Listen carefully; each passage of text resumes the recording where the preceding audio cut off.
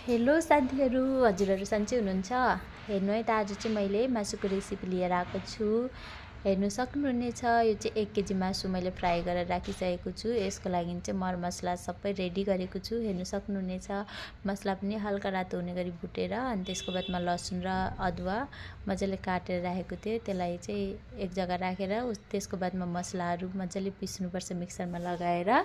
अन्त हेर्नु सक्नुहुनेछ, थोरै मिन पारेर मैले मसला पिसिसकेँ। अन्त कराई पनि तताउनु राखिसकेँ। सर्सोको तेल र हिङ अनि रातो खुर्सानी यो सबैको जरुरत पर्ने हुन्छ। यसमा चाहिँ यो लसुन अदुवा अलिअलि यसरी रातो भइसकेको बादमा चाहिँ हिङ राखिदिनु होला थोरै।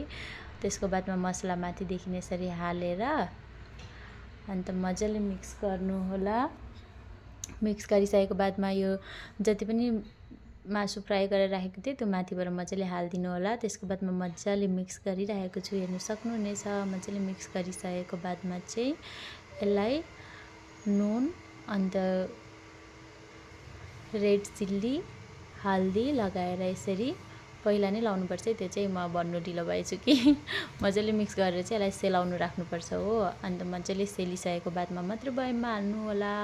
मेरो चाहिँ बयम पनि रेडी पारेर राखेको थिएँ। 2टा बयम राखेको छु, एउटा बयम मात्रै भर्ती हुन्छ होला, अर्कोमा त हुँदैन होला किनकि थोरै नै बाँचेको छ। हेर्नु सक्नुहुन्छ, यो चाहिँ 1 केजी मासुको अचार बनाउँदैछु।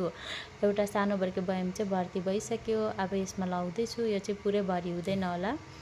हेर्नु सक्नुहुनेछ साथीहरू, मेरो चाहिँ फाइनली मासुको अचार बनिसक्यो। हजुरहरूलाई भिडियो राम्रो लागेमा लाइक कमेन्ट सेयर गरिदिनु होला। बाई।